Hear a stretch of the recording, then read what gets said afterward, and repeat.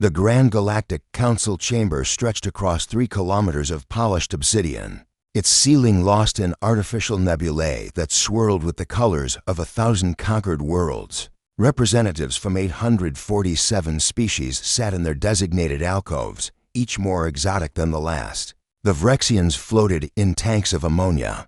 The Krell hung from gravitational tethers. The ancient Phlox observed through quantum-entangled consciousness nodes. Scattered throughout the chamber, and in the smallest alcove, barely larger than a storage closet, sat the humans. Ambassador Jenny Morrison adjusted her simple gray suit and tried not to let the contempt show on her face. Beside her, Rowan Shen, humanity's military attaché, sat with the stillness of a coiled spring. They'd been waiting for 6 hours to address the Council standard procedure for what the galaxy considered primitive species. The bipedal mammals from Sol 3 wish to speak, announced Chancellor Vexither, his 12 mouths curling in what passed for amusement among the Heptari. How quaint. Please enlighten us with your concerns. Jenny stood, her movements precise despite the lighter gravity. Honorable Council members, humanity formally requests the technology schematics for atmospheric processors. Our colony on Kepler-4 to be is suffocating. We need denied. The word echoed from multiple species simultaneously. Chancellor Vexither's crystalline eyes gleamed. Your species has been evaluated, Ambassador Morrison. Your technological development index places you at Tier 7. Atmospheric processing requires Tier for comprehension minimum. Granting such technology to lesser species violates Protocol 17 of the Galactic Advancement Accords. Lesser species? Rowan's voice was quiet, dangerous. Jenny touched his arm gently. We're not asking for charity. Jenny continued. We're offering fair trade. Humanity has resources. Resources? The Krell representative's translation device cackled with static laughter. What could your kind possibly possess that we require? You've barely mastered fusion containment. You still use chemical propulsion for half your fleet. Your homeworld is a backwater rock that took you 40,000 years to properly populate. The council chamber erupted in what Jenny had learned to recognize as laughter, a symphony of clicks, hisses, electromagnetic pulses, and harmonic frequencies that made her teeth ache. Perhaps, suggested Ambassador Clivash of the Vrexian Collective, her voice bubbling through her breathing apparatus. The humans could offer us their charming naivete, or their endearing belief that the galaxy operates on fairness rather than capability. More laughter. Jenny felt Rowan tense beside her. She knew what he was thinking. Both of them had reviewed the classified files. Both of them knew what humanity was truly capable of. But the Council saw only what humanity had chosen to show them, a young species, eager and primitive, seeking acceptance in a galaxy that had forgotten what real danger looked like. We appreciate the Council's humor, Jenny said carefully. However, 30,000 colonists will die within 6 months without atmospheric support. Surely the Council's vaunted ethics. Chancellor Vexither leaned forward, his massive bulk causing the gravitational field to shift. We have ethics, Ambassador. We have laws. We have survived for 60 million years by ensuring that species earn their advancement through merit, not through begging.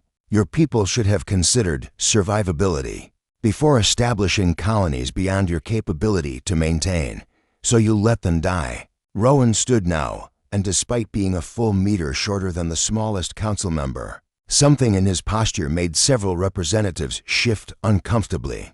We will let nature take its course, Vexither replied, as it always has. The strong survive. The weak perish. The galaxy becomes stronger for it. Jenny watched Rowan's jaw tighten. She could see the calculations running behind his eyes, the same calculations that had made him one of Earth's most decorated strategic officers before he'd been assigned to diplomatic service. I see, Jenny said softly. Then humanity withdraws its petition. She gathered her data tablet. We'll find another solution. Wise decision, Clivash bubbled. Perhaps in another 1,000 years, you'll have evolved sufficiently to tell me something. Rowan interrupted, his voice cutting through the chamber like a blade through silk.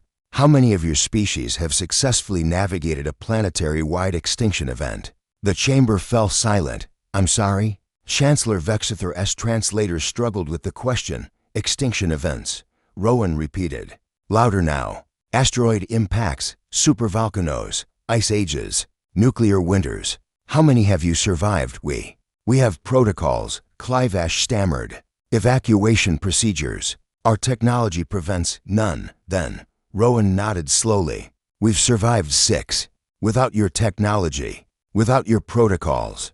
Just biology, stubbornness, and the absolute refusal to lie. Down and die when the universe decided we should. He lifted one finger, his right index finger, and pointed it directly at Chancellor Vexither. Every weapon system in the chamber activated simultaneously. Shields flickered into existence. Guards materialized from quantum storage. The Phlox consciousness nodes blazed with alarm. All from one finger. Rowan smiled. Expression entirely devoid of warmth. Interesting reaction. Tell me, Chancellor, what do you think this represents? He wiggled his finger slightly, and half the council representatives flinched. A threat gesture? Vexither managed. No, Jenny said quietly, finally understanding where Rowan was going. It's the trigger position for a firearm, the most primitive ranged weapon in human history. And you all recognized it. Instinctively. Impossible, Clivash whispered. That information isn't in your cultural database submissions. Exactly. Rowan lowered his finger. You know what else isn't in our submissions? The fact that every human colony, including Kepler-4 has already developed contingency atmospheric systems using nothing but local resources and basic chemistry. We don't need your processors. We wanted to see if you'd help anyway. Then why? Because we needed to know, Jenny said. Whether the Galactic Council was a partnership or a hierarchy. Whether you valued life or just power. She closed her data tablet with a soft click. You've answered that question definitively. Chancellor Vexither S12 mouths worked silently. Humanity is withdrawing from council petition processes. Jenny continued. We'll solve our own problems, as we always have. But understand this, we remember who refused to help when we asked politely. She and Rowan turned toward the exit. Ambassador Morrison, Vexither called out. You would make enemies of 847 species over pride?